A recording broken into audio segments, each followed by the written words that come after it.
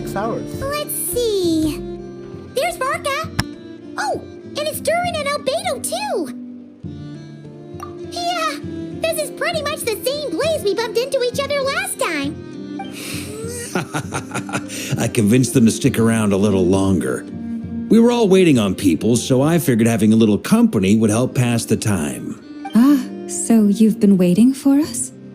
Does this mean that you've already arranged things with the Fatui? Sure does. Now you're back, we can go meet up with them together. How'd your investigation of the Frost Moon Enclave go? Well, we didn't find out Columbina's true name. But apart from that, it went pretty well. Aha, just as well that I didn't tag along then. I'm sure our moon goddess wouldn't want every man and his dog knowing all about her private life.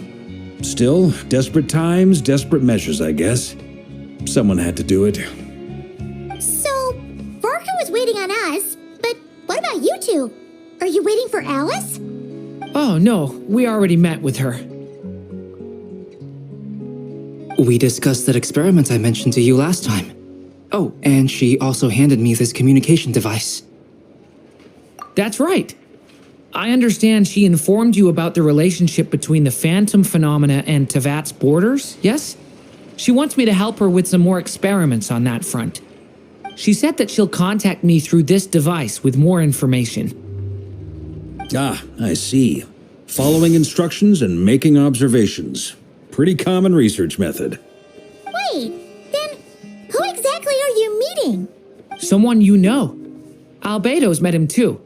But I don't think Miss Lauma or the Grand Master have been introduced. Introductions are overrated, especially in cases like this. It's you! So, it's not like the academia has prohibitions against going abroad. Also, I applied for leave. I've been writing to Hat Guy since obtaining a human form. I've already brought him up to speed on everything that's been going on in Nodcry. Hat guy? Turns out, I actually have heard that name before. Oh? Then why did you react the same way I did? I only knew the name, not the fella. But since we're all here, let's do some introductions for what it's worth. I'm Varka, Grand Master of the Knights of Favonius. Lauma, Moon Chanter of the Frost Moon Scions. And I'm a Driosh from the Vahumana Darshan of the Sumero Academia. Hat Guy. Good to see you again, Mr. Guy. I believe we last saw each other on the boat ride here. Mind you, the only reason I came here is because there's someone I want to look into. Who's that? The Doctor, also known as Dottore, second of the Fatui Harbingers.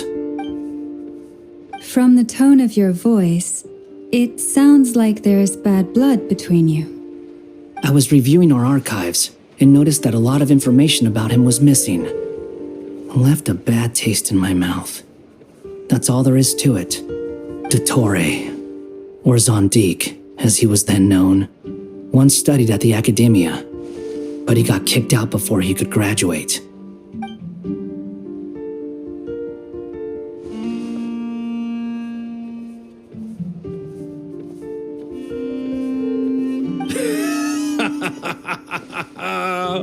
So the Harbinger's #2 man is a college dropout? Ah, how embarrassing for them. Last we heard, he was planning something. We actually heard that a few times before, even coming to Nodcry, but we haven't seen a trace of him since we got here. He only appears when something interests him. For all we know, he might have left already. But the fact he did something here at all is worth noting. It'll fill a couple extra lines in his file.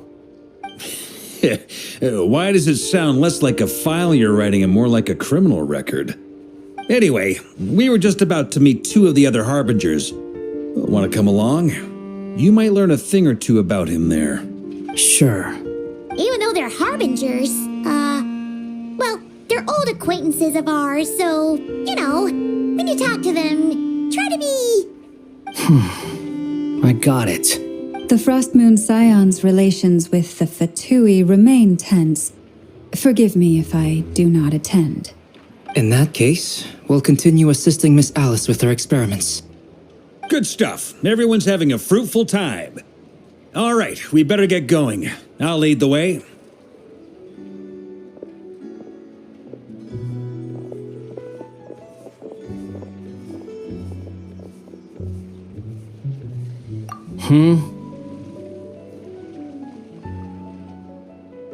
Well, yeah, that's obviously part of it. But I'm not the only one who has a score to settle with him. Neither you, nor Lesser Lord Kusanali, nor I want to see him meddling with things again. What's the hurry? Don't worry. Pigeons always know which way home is.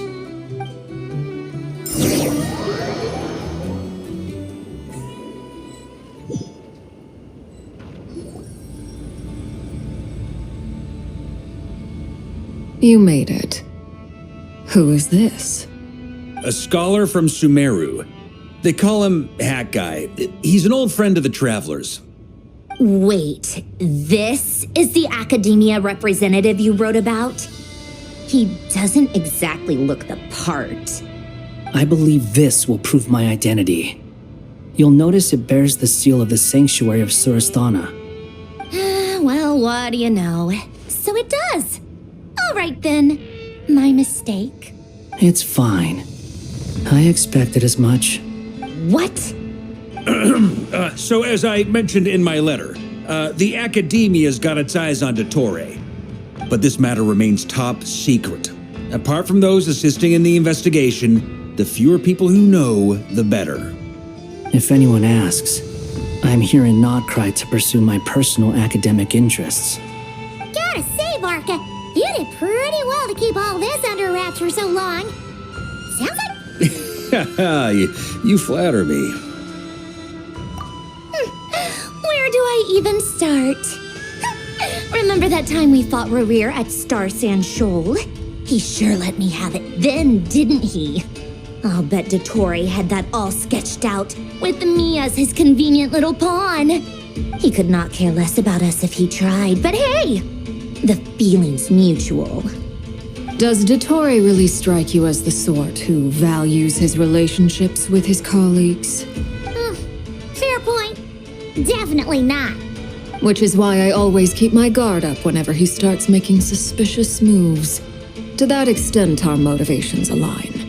On top of which, I consider you trustworthy people. Now, back on topic. In the wake of the Reikir of Solnari episode, Sandrone and I grew suspicious about Dottore's complete inaction during the entire affair. So we tried— He never lets anyone in on his plans. The more he cares about something, the more secretive he gets. Indeed. Perhaps he believes that by keeping a low profile, he can avoid trouble. But that trick isn't going to work on his colleagues. Yeah, I mean, he's been researching the ancient moon's remnants. And he's been trying to get his paws on the moon marrows. Only an idiot would believe he doesn't have something more planned. With this in mind, I returned to Snezhnaya and relayed my thoughts to Her Majesty the Tsaritsa, entreating her to have him recalled. That's pretty direct. Did the Tsaritsa agree? Yes. I made it abundantly clear that the Fatui's business in Nodcry is almost concluded, and we do not need 3 harbingers in this territory. Her Majesty concurred. Accordingly, Dottore has returned at her orders. I imagine he is continuing with experiments, which no one besides he would ever have any interest in. Common sense might mean nothing to him, but he's not stupid. He knows that no good can come from opposing the Tsaritsa. Smarts alone won't get him all the way. He needs the Rooster's resources and Regrator's Mora, both of which the Tsaritsa can strip from him by waggling a finger. But doesn't he have a track record of publicly following orders while going against them in private? He probably has it down to a fine art by now. Wouldn't put it past him. We worked together on a research project once.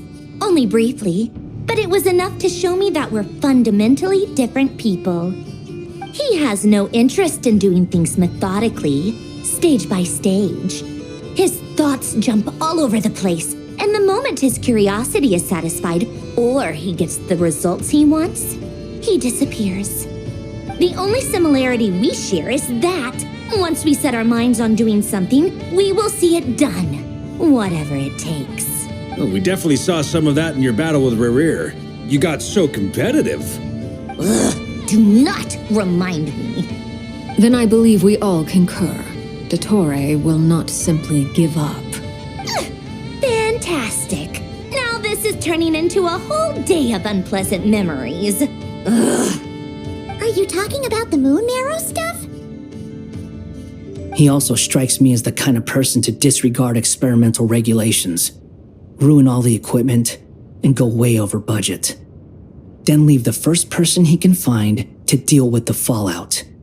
Exactly. This one time, he was running some high-temperature experiment and the substance exploded. But does he care? No. He orders his subordinates to open the device so he can observe the results, which causes the gas inside to leak out. That gas was poisonous. If I hadn't been there, who knows how many people might have died. And after all that, he left while I was still cleaning up after his mess. What a waste of time, he said. Waste of time? The nerve! He wasted my time! You've been bottling that up for a while, huh? Hat guy, I must say, you seem awfully familiar with internal Fatui affairs, especially when it comes to Dottore. Thank you, Lady Harbingers, for providing such valuable information. I have no other questions for now, so I'll be on my way. Wait, what? You're just gonna leave? You're welcome to join if you want. Ugh. Just when Paimon thought he'd finally mellowed out. He makes quite the impression. I'll say. I've met tons of headstrong people, but not many of them would join me in bad-mouthing Dottore. Anyway, back to the main agenda. Barca, you said that Columbina has gone missing? Or rather, disappeared. Yeah. We're working on building a connection between her and this world. The simplest method is to find out her real name. I've actually asked her that question before, but she said she didn't know. Considering our relationship, I doubt she was lying to me.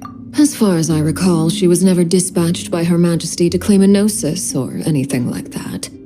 The Tsaritsa's plans had long contained a place specifically for her. I always thought that was weird. What could she do that the rest of us couldn't? Knowing what we do now, it's probably something related to Kavaki, right? More than likely. When she first arrived, Columbina would often go to Her Majesty and ask when she could start the task assigned to her. But Her Majesty always gave the same reply. The time has not yet come. So she spent her days in Snezhnaya doing basically nothing.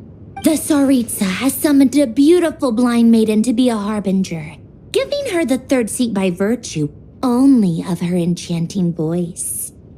It was a dumb and stupid rumor, but the reality of the situation made it hard to refute. And what happened after that? I imagine she stopped caring. She no longer seemed to care why she had been recruited, and Her Majesty never gave her any missions, so she just continued to sing in the flower garden. For my part, I was busy. So busy, in fact, that watching someone be that idol had me fuming. But still, I got the sense that she had long been used to a life of other people claiming she was needed when she wasn't. I just felt that having a place to stay would cost me something eventually. And so I waited quietly for the day that I would have to pay the price. And on the other end of that spectrum, you had me. Someone once told me that I had the lousiest work and the toughest luck. That's a good way of putting it. I forget who said it, but those words have always stuck with me.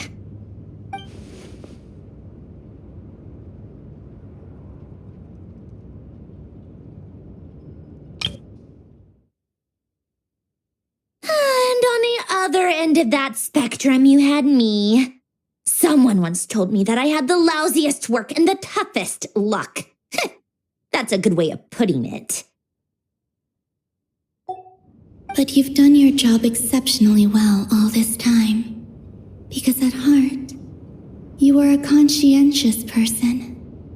What is it? Something come to mind?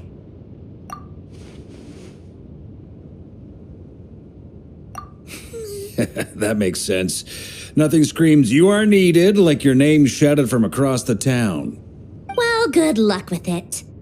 But if you ask me, Columbina is still the most shoutable name. I'm just so used to it now, after all the arguments we've had. I can't be bothered trying to remember another name for her. Nor I. Sandrone. Harlequino.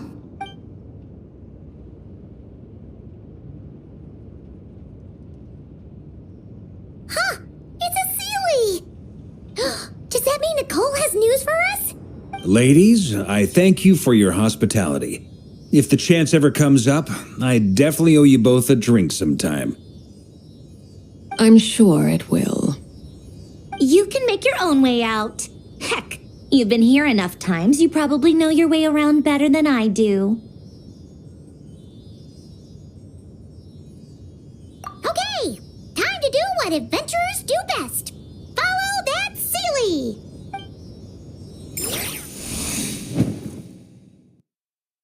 Oh,